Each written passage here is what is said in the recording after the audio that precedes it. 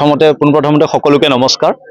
আমাৰ ইয়াত উপস্থিত সকলো ৰাইজ, আমাৰ চক্ৰ বিষয়া কাৰ্যালয়ৰ সকলো কৰ্মচাৰীসকল আৰু ইয়াত উপস্থিত মিডিয়াৰ পৰা অহা আমাৰ বন্ধু বান্ধৱীসকল, ইয়াতে আমি দেখিব পাৰিছে আপোনালোকে আমাৰ পিছফালে আমি বেনাৰটো লগাই থৈছো। ইয়াতে যিটো আমাৰ গুড গভৰ্নেন্স উইক ভাৰত চৰকাৰ তথা অসম চৰকাৰৰ অধীনত আমি 19 তাৰিখৰ পৰা 24 তাৰিখলৈ ডিচেম্বৰ মাহৰ 2024 চনৰ সুশাসন সপ্তাহ আমি পালন কৰিছো। তাৰে ভিতৰত আজিৰ দিনটো আমি কাৰ্যসূচী হিচাপে লৈছো, য'ত আমি কিছুমান বিষয় বিতংভাৱে আলোচনা কৰিছো। খুবেই ভাল লাগিছে। আমি যি হিচাপে মানুহবোৰক আমন্ত্ৰণ কৰিছিলো তেওঁলোকে সেই হিচাপতে আহিছে। তেওঁলোকৰ যিবোৰ অভিযোগ অজুহাত যিবোৰ মানে ইস্যুজ কোৱাৰিজবোৰ আছিলে গোটেইখিনি তেওঁলোকে আমাৰ ওচৰত উপস্থাপন কৰিছে। আমি যিখিনি পাৰিছো আমি ৰিজলভ কৰিবলৈ চেষ্টা কৰিছো আৰু কিছুমান অনগোয়িং প্ৰচেছতো আছে। এইখিনিতে আমাৰ ক'বলগীয়া কথা এইখিনিয়ে, খুব বিশেষ তেনেকুৱা নাই। আমি সুশাসন সপ্তাহ হিচাপে মই জনসাধাৰণক অনুৰোধ কৰিছিলো যে সুশাসন কৰিবলৈ হ'লে অকল চৰকাৰৰ ফালৰ পৰা বা কাৰ্যালয়ৰ ফালৰ পৰা বিষয়ববীয়াসকলে যে কামবোৰ কৰি থাকিব তেনেকুৱা নহয়। জনসাধাৰণৰ সহযোগ নোহোৱাকৈ কোনো ধৰণৰ কামেই মানে ভালকৈ এক্সিকিউট নহয় বা হ'ব নোৱাৰে। সেয়েহে মই তেওঁলোকৰ সহযোগটো সদায় যাতে আমাৰ লগত থাকে আৰু আমাক যাতে কোঅপাৰেট কৰে প্ৰত্যেকটো কামতে, তেতিয়াহে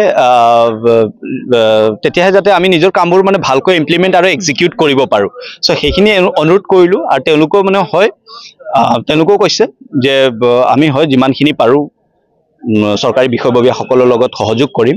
তাৰ মাজতে আমি মিছন বসুন্ধৰা 3 যিহেতু চলি আছে, তেখেতসকলক আৰু অকণমান অৱগত কৰালো যে কি সেৱা চৰকাৰৰ ফালৰ পৰা প্ৰদান কৰা হৈ আছে, কি সেৱা তেওঁলোকে এপ্লাই কৰিব পাৰে। চ' গোটেইখিনি সেৱাৰ বিষয়ে আমি বিতংভাৱে আলোচনা কৰিলো। যিসকল মানুহৰ কিছুমান ইস্যু আছিলে বা কোৱাৰি আছিলে যে কেনেকুৱা হ'লে কি হ'ব, খাচ মাটিত হ'লে কি হ'ব, স্কুল অনুষ্ঠান প্ৰতিষ্ঠানৰ পৰা মানুহবোৰো আহিছে। তেখেতসকলো যিখিনি তেওঁলোকৰ মাজত মানে ডাউট আছিলে সেইখিনি আজি ক্লিয়াৰিফাই হৈ গৈছে, কনফাৰ্ম মানে ধুনীয়াকৈ আমি নিয়াৰিকৈ বুজাব পাৰিছো। সেয়ে আমাক ভাল লাগিছে আৰু আমি আগন্তুক সময়ত যাতে এনেকুৱা ধৰণৰ কাৰ্যসূচী আৰু হাতত লয়, বিশেষকৈ গাঁও পঞ্চায়ত লেভেলত বা গাঁৱে ভূঞে গৈ পেলাই যদি আমি কৰিব পাৰো আমি নথৈ আনন্দিত হ'ম। কথাটো কি, আচলতে আমি যিখিনি কাম কৰো পাব্লিক ছেটিছফাই হ'ব লাগে। পাব্লিকৰ যাতে কোনো পলম নোহোৱাকৈ তেওঁলোকৰ কামখিনি যাতে আমি সোনকালে নিষ্পত্তি কৰিব পাৰো, সেইখিনিয়ে আমাৰ মনোকামনা। আৰু সেইকাৰণে আমি এনেকুৱা ধৰণৰ কাৰ্যসূচীবোৰ ধুনীয়াকৈ চলাই লৈ যাবলৈ চেষ্টা কৰোঁ। সেইখিনিয়ে, খুব বিশেষ নহয়। আপোনালোককো অনুৰোধ কৰিম আমাক যিমানখিনি পাৰে সহযোগ কৰিবলৈ।